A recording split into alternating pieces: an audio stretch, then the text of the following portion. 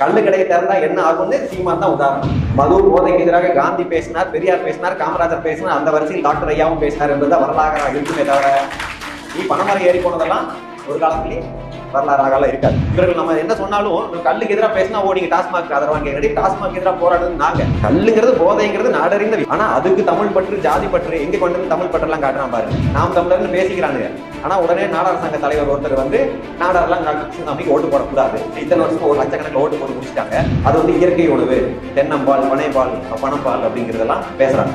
அப்ப brandy விஸ்கியில petrol diesel இருந்தா வருது. ராமதாஸ் எல்லாம் வந்து பாட்டாளி மக்கள் கட்சி எல்லாம் மது ஒழிப்புக்காக ரொம்ப தீவிரமா போராடினாங்க. ஆனா இதுல வந்து கள்ள மௌனமா அப்படியே ஏதோ தேல் கொண்ட மாதிரி பேச மூச்சே இல்லாம இருக்கிறாங்க. ஏன்னு தெரியும், ஒரு நோய்க்கு எதிராக போராடும் போது இன்னொரு புதிய நோயை கொண்டு வந்து திணித்து இது நோயே இல்லை இது உணவுன்னு சொல்லும் போது அது பச்சை போய் சொல்லும் போது எப்படி சும்மா இருக்க முடியும்? நம்ம என்னதான் பேசினாலும் கல் எங்கள் உணவு, கல் எங்கள் உணவுன்னு கையாடி ஒரு தாத்தா உட்காந்து பேசிட்டே இருக்கிறார். நாம் தமிழர்ல மருத்துவர் பாசறை இருக்குல்ல, வரட்டும், அவங்க விவாதிக்கட்டும், அவங்க யாராவது சொல்லட்டும். சொன்னா ஏத்துக்கலாம் மாட்டேன், சொன்னா அவங்க கேஸை போட்டு மருத்துவம் வேலை செய்ய முடியாம பண்ணிடுவேன். அந்த சன் நியூஸ்ல நம்ம கூப்பிட்டு பேட்டி கொடுத்தாலும் போட மாட்டான். ஆனா தலைவர் அறிக்கை விட்டார், ஒரு மணி நேரத்துல சன் நியூஸ்ல பேட்டி வீடியோ எல்லாம் வருது. ஆந்திரால கல்லு விக்குது, தெலுங்கன போல எனக்கும் கல்லு குடிக்கணும்னு கேட்டது நீ. தமிழ்நாட்டுக்காரன் நாங்க கல்லு குடிக்க வேண்டாம் சொல்றது நாங்க, ஆனா நாங்க தெலுங்கு, நீ வந்து தமிழனா? திமுக கார மாதிரி தானே. ஏதாவது பேசினா சங்கின்னு சொல்லிட்டு அவன் போயிடலாம், இவன் வந்து அவன் தெலுங்குன்னு சொல்லிட்டு அவன் போயிடுவான். ரெண்டு பேருக்கும் பேச கதி கிடையாது, ரெண்டு பேரும் தத்திகள் தான். எப்ப வந்தாலும் எப்போ எந்த எதிர்கருத்து பேச முடியாட்டியும் ஜாதியை பற்றி பேசுறது அதெல்லாம் வழக்கு போட்டு முடிச்சு அடி வாங்கி சும்மா இருக்கிறானுங்க. நீ வேணா வந்து வழக்கு போட்டுப்பாரு. இந்த மாதிரி கொச்சையான அரசியல் எல்லாம் சீமான் பண்ணுவது நல்லது கிடையாது. சீமான் புறத்த பையன் சீமான் பையனா இல்லையான்னு பேசினா எப்படி நிரூபிப்பாரு? இல்ல எவ்வளவு கொச்சையான ஒரு கேள்வியா இருக்கு. தமிழ் தேசியமெல்லாம் அமைக்கிறதுனா முதல்ல தேவேந்திர தேசம் அமைச்சாதான் தமிழ் தேசியமெல்லாம் வளரும். ஆடு மேய்க்கிறதுக்கு மாநாடு போட போறாரு, காட்டுல ஆடு மேய்க்கிறதுக்கு அனுமதி இல்லைன்னு. மாஞ்சோலையில மக்களை வாழ விடவே அனுமதி இல்லையா? ஏன் போராடல? டாஸ்மாக் இருக்கிறதுனால கல்லு பரவாயில்ல என்பது வாதமாக இருக்கக்கூடாது. கல்லு தடை செய்யப்பட்டிருக்கனால டாஸ்மாகே மூட வேண்டும் என்பதுதான் கருத்தாக இருக்கும். அதுதான் புரிதல். எங்களுடைய அரசியல் வெறும் திமுகவோ அந்த கட்சிக்காகவும் இந்த கட்சிக்காகவோ எல்லாம் இருக்காது. அது தேவேந்திர குல வேளாண் சமுதாயத்தில் கிராமங்களில் வாழும் பெண்களுக்கானது மட்டும்தான் இருக்கு. கல்லுக்காக பேசுறோம், கல்லுக்காக நம்ம வந்து பேசணும்னு எல்லாம் பேசல. அது நம்ம மது ஒழிப்பு டாஸ்மாக்கு எதிராக போராட்டங்களை நடத்திட்டு இருந்தோம். அந்த நேரத்துல ஒரு கட்சி வந்து கல் இறக்குறதுக்காக போகிறாரு, ஒரு கட்சியின் தலைவர் போறாரு என்பதற்காக ஒரு அறிக்கை.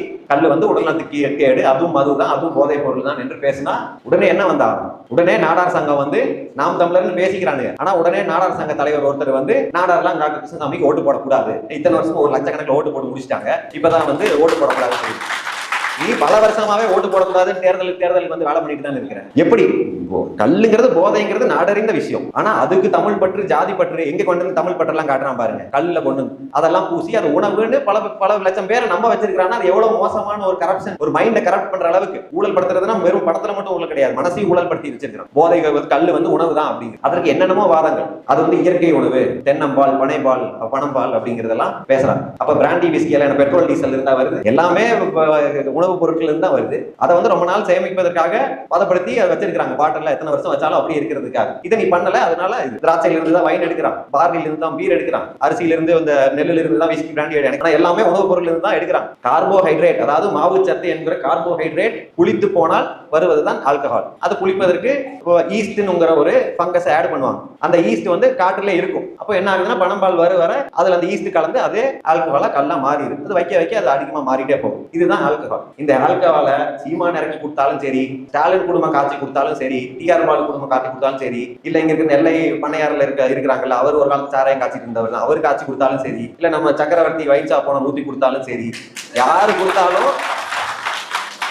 அது லிவருக்கு போகும்போது அது ஆல்கஹால் தான். அதனால எங்களுக்கு எந்த பாகுபாடும் கிடையாது. ஐயோ டாஸ்மாக் கல்லுன்னெல்லாம் எந்த பாகுபாடும் கிடையாது. ஒரு மருத்துவரா, ஒரு தலைவரா, அங்க ஒரு மக்களுக்கு அவர் அவரை பின்பற்ற இளைஞர்களுக்கு என்ன சொல்ல வேண்டுமோ அதை சொல்றாங்க. கல்லு குடிங்கன்னு சொன்னா எப்படி என்ன பதில் வரும்? கள்ள குடிங்கன்னு தலைவர் வந்து கள்ள குடிங்கன்னு சொல்லட்டும். இல்லாட்டி ராமதாஸ் எல்லாம் வந்து பாட்டாளி மக்கள் கட்சி எல்லாம் மது ஒழிப்புக்காக ரொம்ப தீவிரமா போராடினாங்க. ஆனா இதுல வந்து கள்ள மௌனமா அப்படியே ஏதோ தேல் கொண்ட மாதிரி பேச மூச்சே இல்லாம இருக்கிறாங்க. ஏன்னு தெரியும், மது ஒழிப்பு என்பது தமிழ்நாட்டில் ஒரு பெரிய அரசியல் இருந்துச்சு இல்ல. ஸ்டாலின் முதற்கொண்டு எல்லா கட்சிகளும் மது ஒழிப்பு என்றால் ஆமா மது ஒழிப்பு தான் பேசும். ஆனா கல்லுக்கு மட்டும் பேசல.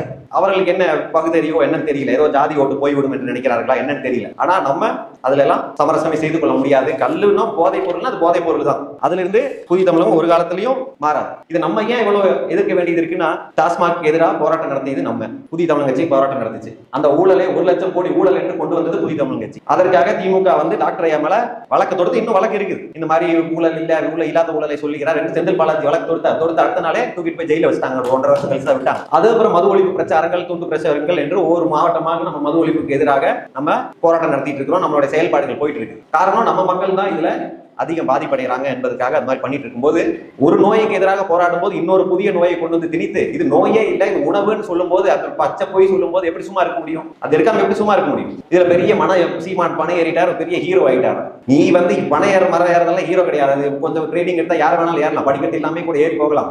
ஆனா எத்தனை எதிர்ப்புகள் வந்தாலும் ஒட்டுமொத்த தமிழ்நாடே எதிர்த்தாலும் இது தப்பு என்றால் தப்பு என்று சொல்லக்கூடிய தைரியம் இருக்கக்கூடிய தலைவர் தான் இங்க ஹீரோ. மது போதைக்கு எதிராக காந்தி பேசினார், பெரியார் பேசினார், காமராஜர் பேசினார், அந்த வரிசையில் டாக்டர் ஐயாவும் பேசினார் என்பது வரலாறாக இருக்குமே தவிர நீ பணமரம் ஏறி போனதெல்லாம் ஒரு காலத்திலேயே வரலாறாக இருக்காது. வள்ளுவர் வந்து கல்லுண்ணாமைன்னு 2000 வருஷத்துக்கு முன்னாடி கல்லுக்கு எதிராக போதைக்கு எதிராக எழுதி வச்சு போனார். அவர் டாஸ்மாக் எதிராக எழுத முடியாது, ஏன்னா அப்ப அதெல்லாம் கிடையாது, கல்லு தான் இருந்துச்சு. கல்லு போதைக்கு எதிராக எழுதிட்டு போனார். அதனால வள்ளுவர் என்ன டாஸ்மாக் ஆதரவா? இவர்கள் நம்ம என்ன சொன்னாலும் கல்லுக்கு எதிராக பேசினா நீங்க டாஸ்மாக் ஆதரவான்னு கேட்கறீங்க. டாஸ்மாக் எதிராக போராடுறது நாங்க, நீ போராடல இல்ல, உண்மையில ஸ்டாலின் வழக்கு தொடுக்கல இல்ல, எங்க மேலதான் வழக்கு தொடுத்தாரு. அதே போலதான் வள்ளுவர் வந்து கல்லுண்ணாமை என்று போதைக்கு எதிராக தான் எழுதினார். அந்த போதைக்கு எதிராக எழுதின வள்ளுவர் வந்து அவர் எழுதினது படிச்சுட்டு 2000 வருஷமா கல்லு குடிக்காம இருந்தாங்களா என்ன? இல்ல, அவர் 2000 வருஷமா கல்லு குடிச்சிட்டு தான் இருந்தாங்க. ஆனால் அவர் ஏன் எழுதினார் என்றால், இங்க கல்லு குடிப்பது வந்து இந்த சமூகத்தில் ஒரு போதை விரும்புவது, மெய் மறந்து போக வேண்டும் என்று நினைப்பதெல்லாம் வந்து ஒரு குற்ற உணர்ச்சியாக பார்க்கப்பட வேண்டும். அது வந்து படிக்காம இருக்கிறது, குடிக்கிறது, வேலைக்கு போகாம இருக்கிறது, மத்தவங்க சொத்து காசப்படுறதெல்லாம் சமூகத்துல தாழ்வா பார்க்கப்படணும், அதெல்லாம் விரும்பத்தகாத செயல்கள் என்றுதான் எழுதி வச்சிருக்கிறார். ஆனா இன்னைக்கு அதே கொண்டு வந்து ஒரு உணவு என்று மடைமாற்றி வந்து இங்க திணிக்கும் போது அதெல்லாம் ஒரு அயோக்கியத்தனம் இல்லையா? இன்னொரு கூட்டம் இருக்குது, கல்லு வந்து உடம்புக்கு நல்லது, அதுல கால்சியம் இருக்கு, பொட்டாசியம் இருக்கு, அப்படி இப்படின்னு என்னென்னமோ இருக்கு அப்படின்னு சொல்லுவாங்க. இயற்கையிலிருந்து வர எதை டெஸ்ட் பண்ணாலும் அதுல ஏதாவது நல்லது இருக்கும். அது வந்து நல்லதை விட கெட்டது ஜாஸ்தியா இருந்தா அது விஷம் தான். நல்லது இருக்குது என்பதற்காக விஷத்தையெல்லாம் கள்ளிப்பாலில் இருந்து எடுத்து கால்சியம் பொட்டாசியம் எல்லாம் இருக்கும், அதற்காக அதெல்லாம் குடிக்க முடியாது. தார்மீக ரீதியாக பேசுறோம், அறிவியல் ரீதியாக பேசுகிறோம், மருத்துவ ரீதியாக பேசுறோம். அதனால இதெல்லாம் யாருக்கிட்ட பேசுறோம்னு இருக்குது இல்ல. நம்ம பேசினா அவங்களுக்கு புரியவே இல்லைன்னா நம்ம என்னதான் பேசினாலும் கல் உணவு, கல் எங்கள் உணவுன்னு கையாடி ஒரு தாத்தா உட்காந்து பேசிட்டே இருக்கிறாரு. அதை தாண்டி ஏதாவது பேசணும்னா நீங்க யாராவது படித்தவர்கள் வர சொல்லணும். வயசு அதிகமானவருக்கு மரியாதை இருக்கு, ஆனா இங்க படித்தவர்களுக்கும் மரியாதை இந்த மண்ணில் இருக்கு. நீங்க வந்து உங்கள் கல் இறக்கிற போராளிகளுடைய வீட்டில இருந்து யாராவது மருத்துவம் படித்திருந்தா வரட்டும். நாம் தமிழர்ல மருத்துவர் பாசறை இருக்குல்ல, MBBS டாக்டர் படிச்சவங்க மருத்துவர் பாசறை இருந்தா வரட்டும், அவங்க விவாதிக்கட்டும், அவங்க யாராவது சொல்லட்டும். சொன்னா ஏத்துக்கல மாட்டேன், சொன்னா அவங்க கேஸ போட்டு மருத்துவம் வேலை செய்ய முடியாம பண்ணிடுவேன், அது வேற விஷயம். ஆனா அப்படி பேசுறவங்க தான் வரணும். ஒரே தற்குறி கூட்டமா உட்காந்து திருப்பி கல் உணவு நல்லதுன்னா என்ன நல்லது? இப்ப வந்து என்னன்னா, இப்ப வந்து ஸ்டாலின் திமுகவா வந்து சீமானுக்கு எதிராக பேசல. அவர்கள் வந்து டாக்டர் ஐயா பேசினா அந்த சன் நியூஸ்ல நம்ம கூப்பிட்டு பேட்டி கொடுத்தாலும் போட மாட்டான். ஆனா தலைவர் அறிக்கை விட்டார், 1 மணி நேரத்துல சன் நியூஸ்ல பேட்டி வீடியோ எல்லாம் வர, வீடியோவே கொடுக்கல, அவனே வீடியோ எல்லாம் பண்ணி போட்டுட்டு இருக்கான். அவனுக்கு என்ன இதுன்னு தெரியல. அவன் நேரடியா எதிர்க்காம நம்மளை வந்து முன்னாடி வந்து ஏதோ சீமான் தம்பிகள் எல்லாம் வந்து ஏதோ நம்ம திமுக கேட்டதான் இல்ல, உன்னை விட திமுக அதிகமா அடி வாங்கும் என்பதை நீ மறந்துடாது. அதெல்லாம் அடி வாங்குவாங்க திமுக, டாஸ்மாக் எல்லாம் அடி வாங்கிட்டு தான் அவன் கேச போட்டுருக்கான். அதனால திமுக உங்களை விட வலுவாக எதிர்க்கக்கூடியது புதிய தமிழன் கட்சி. இப்ப என்ன ஆச்சுன்னா, அவன் வந்து டாஸ்மாக் இருக்குது பாருங்க, அதனால கல்லு வேணும்னு கேட்கறான். டாஸ்மாக் கல்லு பரவாயில்ல அப்படின்னு அது ஒரு அந்த வாதத்தை கேட்டா சரி, டாஸ்மாகோட கல்லு பரவாயில்லையா என்றது இருக்கும். ஆனா இங்க வந்து டாஸ்மாக் இருக்கிறதுனால கல்லு பரவாயில்ல என்பது வாதமாக இருக்கக்கூடாது. கல்லு தடை செய்யப்பட்டிருக்கனால டாஸ்மாக்கே மூட வேண்டும் என்பதுதான் கருத்தாக இருக்கும். அதுதான் புதிய தமிழன் கட்சி. அவன் வந்து டாஸ்மாக் இருக்குன்னு சொல்லி கல்லை விற்கிறது, இவன் வந்து கல்லு கேட்கறாங்களேன்னு சொல்லி டாஸ்மாக் இவன் 1000 கோடி சம்பாதிக்கிறதுக்கும் நம்ம மக்கள் குடிச்சுக்கிட்டே இருக்கணும். அதெல்லாம் வந்து மிக வேதனைக்குரிய விஷயம். இதெல்லாம் சும்மா லைட்டா பேசிட்டு போற விஷயம் கிடையாது. நம்ம வந்து தேவேந்திர கிராமங்களுக்கெல்லாம் போகும்போது இரவு 7 மணி 8 மணிக்கு மேல போனா அத்தனை ஆம்பளைங்களும் குடிச்சிட்டு பசங்களும் குடிச்சிட்டு அந்த ஊர்ல இருக்க பெண்கள் எல்லாம் பார்த்தா ஏதோ ஜூக்குள்ள வாழ்ற பெண்கள் மாதிரி பாவமா முகத்தை வைத்து இவங்க கிட்ட எப்படியாவது காப்பாத்துங்க, இந்த கடைகளை எப்படியாவது மூடுங்க என்ற ஒரே பார்வைதான். அவங்க கண்ணிலே அதெல்லாம் சொல்லுவாங்க. புதிய தமிழத்தோட அரசியல் அந்த தேவேந்திர குல வேளாளர் கிராமங்களில் இருக்கிற பெண்களுக்கான அரசியல் என்பதை மட்டும் மறந்து விடக்கூடாது.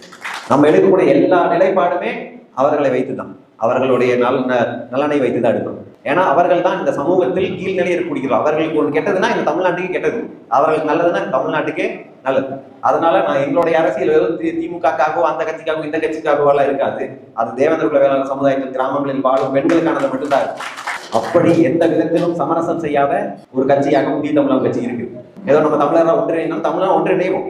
வந்து தூத்துக்குடியில வந்து தொழில் வச்சு கொடுக்குறாங்க, நீ வச்சு கொடுப்பான அவன் அவங்க கிட்ட போய் தமிழ்னு பேசுறது கிடையாது. எதுவுமே இல்லாத பாதிப்படைந்த நம்ம கிட்ட தான் போய் நம்ம எதிர்வினை ஆற்றிடக்கூடாது. அவன் எப்போ எந்திரிச்சு எதிர்வினை ஆற்றி நம்மளுடைய பங்கை கேட்கறோமோ அப்பதான் நம்ம எல்லாம் தமிழர்கள் எல்லாம் ஒன்னா பேசாம இருக்கப்பா என்று சொல்லி அடக்கி வைக்கிறது. இது ஒரு புது பெரிய டிசைன் கிடையாது. திராவிடமும் இப்படிதான் ஆரம்பிச்சது. எல்லாம் திராவிடர்கள் நம்ம எல்லாம் சேர்ந்து பிரார்ப்பனருக்கு எதிராக போராடுவோம்னு சொல்லி சும்மா வச்சிருந்தான். நம்மள ஓட்டு மட்டும் வாங்கிட்டு இன்னைக்கு அதே தமிழர்னு டிசைன்ல வந்துட்டான். கல்லுக்கு எதிராக பேசும்போது வர விமர்சனங்களை எல்லாம் நான் பார்த்துட்டு தான் இருக்கிறேன். உடனே தெலுங்கருன்றோம், ஆந்திரால கல்லு விற்கிது, தெலுங்கனை போல எனக்கும் கல்லு குடிக்கணும்னு கேட்டது நீயே. தமிழ்நாட்டுக்காரன் நாங்க கல்லு குடிக்க வேண்டாம் சொல்றது நாங்க, ஆனா நாங்க தெலுங்க, நீ வந்து தமிழனா. தெலுங்க கல்லு குடிக்கிறான், ஆந்திரால கல்லு விற்கிறாங்க, கேரளால கல்லு விற்கிறாங்க, அதனால தெலுங்க போல கல்லு குடிக்கணும்னு சொன்னது நாங்களா சொன்னோம். தமிழருக்கு கல்லு குடிக்க வேண்டாம், கல்லு உண்ணாமல் தமிழ் எழுதியிருக்கு, ஆந்திரால தெலுங்குல எழுதல. தெலுங்கு உனக்கு தெரியுமா இருக்கும், நீ படிச்சு வேணா பாரு. ஆனா நாங்க தெலுங்கு. அவர்களுக்கு என்னவென்றால் இந்த சமுதாயத்திற்கு எந்த சமரசமும் செய்யாம ஒரு அப்புறைட்டா ஒரு ஸ்ட்ராங்கா ஒரு தலைமை இருக்கிறது அவனால ஏத்துக்கல முடியல. அவனுக்கு அவனை தேவேந்திரனா பார்த்து எதிர்கொள்ளக்கூடிய சக்தி அவனுக்கு கிடையாது. அதனால இவர் தெலுங்குன்னு சொல்லிட்டா வேற எதுவும் பேச வேண்டாம்ல. திமுக கார மாதிரி தானே, ஏதாவது பேசினா சங்கீன்னு சொல்லிட்டு அவன் போயிடலாம். அவன் சங்கீடா போச்சு அவ்வளவு, அதுக்கப்புறம் பேச வேண்டாம்ல அவனுக்கு. இவன் வந்து அவன் தெலுங்குன்னு சொல்லிட்டு அவன் போயிடுவான். ரெண்டு பேருக்கும் பேச அறிவு கிடையாது, ரெண்டு பேரும் தத்திகள் தான். இவன் தமிழ் தத்தி, அவன் வந்து திராவிட தத்தி. நீ எதிர்கருத்துல கருத்தா முதல் கொண்டு வந்தானு இது தெலுங்குன்னு சொல்லி யார வேணாலும் யார் என் தெலுங்குன்னு சொல்லலாம். இன்னும் ஒருத்தனும் அப்பாவுக்கு டிஎன்ஏ டெஸ்ட், உங்க தாத்தா தெலுங்குனா இல்லையா டிஎன்ஏ டெஸ்ட் எடுத்துட்டு வர முடியும். இதெல்லாம் பேசுறது சீமான், இது சீமானுக்கு தெரியாம எல்லாம் பேசுறது. இந்த மாதிரி கொச்சையான அரசியல் எல்லாம் சீமான் பண்ணுவது நல்லது கிடையாது. அதை அவர் தம்பிகளும் அவர்களெல்லாம் நிறுத்திக்கிறது நல்லது. அது யார் வேணாலும் பேசலாம். சீமான் பிறந்த பையன் சீமான் பையனா இல்லையான்னு பேசினா எப்படி நிரூபிப்பாரு? இல்ல எவ்வளவு கொச்சையான ஒரு கேள்வியா இருக்கு. அந்த மாதிரி கொச்சை தான் அவர் பேசி தூண்டி விட்டு வேலை பாக்குறாரு. அப்ப எல்லாரும் பேச முடியும். இதெல்லாம் வந்து அநாகரிகத்தின் உச்சம். இந்த லட்சணத்துல தமிழ் தேசியம் கட்டமைக்க போறீங்களா? கல்லு நல்லதுன்னு சீமான் சொல்லிட்டான். சீமான் நீங்க படிச்சாருன்னு கேட்டா அவர் படிக்கலைங்க. கல்லு குடிச்சிட்டு காலேஜுக்கு போனாரு. காலேஜ் வாசல்லே கல்லு கடை இருந்துதான் குடிச்சிட்டு பரமக்குடி போய் படத்தை பார்த்துட்டு திரும்பி வந்து வீட்டுல படுத்துக்கிட்டாரு. கல்லு கடையை திறந்தா என்ன ஆகும்னு சீமான் தான் உதாரணம். கல்லை கடிச்சு குடிச்சிட்டு படுத்துப்பீங்க, படிக்கலாம் மாட்டேங்க யாரும். ஏதாவது சினிமால ஏதாவது வாய்ப்பு கிடைச்சா ஒரு லட்சத்துல ஒருத்தன் பொழைச்சுப்பான். சீமான் பொழைச்சிக்கிட்டாரு, வாய் இருக்கிறனால பொழைச்சிக்கிட்டாரு. ஆனா எல்லாரும் அப்படி பொழைக்க முடியுமான்னு கூட இருந்த அவங்க அண்ணன் இருக்கிறாருன்னு சொன்னார். அண்ணனும் குடிச்சு படிச்சுதான் இருந்தாரு. அவர் சும்மா தான் இருக்கு, இன்னைக்கு வரைக்கும் குடிச்சு படிச்சுதான் இருப்பார் போல. அதனால இதெல்லாம் நிறுத்திக்கணும். அவங்க எல்லாம் எப்ப வந்தாலும் எப்போ எந்த எதிர்கருத்து பேச முடியாட்டியும் ஜாதியை பற்றி பேசுவது அதெல்லாம் வழக்கு போட்டு முடிச்சு அடி வாங்கி சும்மா இருக்கிறானுங்க. நீ வேணா வந்து வழக்கு போட்டு பாரு. அதெல்லாம் அந்த பொய்யெல்லாம் முடிஞ்சிச்சு. அதெல்லாம் 20 வருஷத்துக்கு முன்னாடி முடிந்து விட்ட கதையை அதே திருப்பி பேசிக்கொண்டு ஒரு கருத்தை எதிர்கொள்ளணும்ல. நீ ஒரு கல்லுன்னு ஒரு விஷயம் வந்து அதை பத்தி பேசுவதற்கு மருத்துவர்கள் அனுப்பணும், ஆராய்ச்சியாளர்கள் அனுப்பணும். அது நல்லதா கெட்டதான் பேசுவோம். ஆனா அதை விட்டு இந்த போன்ற கொச்சையாக பேசுவதெல்லாம் நிறுத்திக்கும். தேவேந்திர இளைஞர் சொல்லுது, அவன் குடிக்கிறான் வடிக்கிறான் என்னமோ பண்ணிட்டு போகுது. நம்ம அதுக்கெல்லாம் போகக்கூடாது. நம்ம இளைஞர்கள் குடிக்கூடாதுன்னு நம்ம சொல்ல முடியும். ஏன்னா நம்ம அதுல நம்ம போக வேண்டிய தூரம் ஜாஸ்தி. இதனால பாதிப்படைந்தவர்கள் நம்ம தான். அந்த வேதனையில நம்ம பேசணும். இனிமேல் நம்ம வந்து மதுவுக்கு எதிராக, டாஸ்மாக் எதிராகவும் பேசுறோம், கல்லுக்கு எதிராகவும் பேசுறோம், எல்லா போதைக்கு எதிராகவும் பேசுறோம். ஏன்னா வந்து இவன் கல்லு குடிச்சு படித்தா யாரை வச்சு அரசியல் பண்றது, யாரை வச்சு உரிமைகளை மீட்டெடுக்கிறது? தமிழ் தேசியம் எல்லாம் அமைக்கிறதுனா முதல்ல தேவேந்திர தேசம் அமைச்சாதான் தமிழ் தேசியம் எல்லாம் வளரும். ஆனா அதெல்லாம் இல்லாம இங்கேயும் வளர போறது கிடையாது. நம்மளுடைய தலைமையை நம்ம முதல்ல இருந்துக்கணும். நீ தமிழரெல்லாம் அப்புறம் ஆயிக்கலாம். உன்னை தமிழர்னு உன்னை இத்தனை பிரச்சனைகளுக்கு காரணம் தமிழர்களா தான் இருக்கிறாங்க. அதை முதல்ல பேசணும். அதையெல்லாம் பேசாம நீ வந்து ஆடு மேய்க்கிறதுக்கு பேசுவ, கோழி மேய்க்கிறதுக்கு பேசுவ. சீமான தான் சொல்றேன், ஆடு மேய்க்கிறதுக்கு மாநாடு போட போறாரு. காட்டுல ஆடு மேய்க்கிறதுக்கு அனுமதி இல்லைன்னு, மாஞ்சோலையில மக்களை வாழ விடவே அனுமதி இல்லையா? நீ ஏன் போராடல? மாட்டுக்கு மட்டும் தான் போராட தெரியுமா? மாட்டுக்கு போராட கோணா ரோட்டு கிடைக்கும் நம்பிட்டு இருக்கிறாரு. ஆனா நம்ம மக்களுக்கு கல்லு குடிச்சா போதும் சொல்றான். நானும் தேவேந்திரன் தான், நானும் கல்லு குடிக்கிறதுக்கு ஆசைப்படுறேன் அப்படின்னு கமெண்ட் போடுவானுங்க. ஏன் நீ மாஞ்சோலை இருக்கும்போது நீ தேவேந்திரனா இல்லையா? இத்தனை பேர் கொலை செய்யப்பட்ட போது நாங்க வந்து மலையில போராடிட்டு இருந்தோம், அப்பெல்லாம் நீ தேவேந்திரனா இல்லையா? அப்பெல்லாம் நீ வந்து போராடி இருக்கணும் தேவேந்திரன் என்றால். அதையெல்லாம் விடுங்க. உங்களுடைய நீங்களே உங்களை திருத்தி கொண்டு அந்த இளைஞர்கள் அப்படி பேசுறவங்க எல்லாம் இளைஞர்கள் திருத்தி கொண்டு ஒரு அரசியல், உங்களுக்கான ஒரு அரசியல் பேச வேண்டிய இடத்துல நேரத்தில் இருக்கிறோம். நீங்க நம்மளுக்கு பெரிய பாதிப்பு எல்லாமே வந்து யாரை எடுத்து பேச வேண்டியது தமிழ் ஜாதிகள் தான் நம்மளுக்கு அந்த பாதிப்பு வருது. அவங்க கிட்ட தான் நீங்க போய் பேசணும். நாம் தமிழர் என்றால் யார் இந்த சமுதாயங்களை ஒடுக்குகிறார்களோ, யார் இந்த சமுதாயத்தை பொருளாதாரத்தில் வாய்ப்புகளை மறுக்கப்படுகிறார்களோ அவர்கள்கிட்ட தான் இந்த நாம் தமிழர், திராவிடம், எல்லாமே கம்யூனிஸ்ட் எல்லாம் போய் அவங்க கிட்ட தான் பேசும். நேரம் வந்து இங்க கீழ இருந்து மேல இருந்து மாத்துறது கிடையாது. ஜாதி யார் வச்சிருக்காங்களோ, யார் மனசுல தமிழர்களாக ஒன்றிணைவதற்கு எந்த ஜாதி காரணமா இருக்கோ அவர்கள்கிட்ட பேசாம நான் சும்மாவே தமிழராக தான் இருக்கிறேன்னு சொல்றேன். நம்ம கிட்ட வந்து நீ தமிழர் அப்படின்னா நாங்க தமிழர் தான், நீ வந்து ஒரிஜினல் தமிழரா இல்லையாங்கிறதா எங்களுக்கு. ஏன்னா தமிழர் இந்த மாதிரி ஜாதி பார்க்கறது கிடையாது, பார்க்க மாட்டான், கல்லு குடிக்கிறது பார்க்க மாட்டான், சினிமா ஊக்குவிக்க மாட்டான், எதுவுமே பண்ண மாட்டான். அந்த போல தமிழர்களாக நேர்மையான அறமுள்ள தமிழர்களாக நாங்க இருக்கிறோம். நீ எந்த மாதிரி தமிழரா இருக்கிறேன்னு நீ முடிவு பண்ணி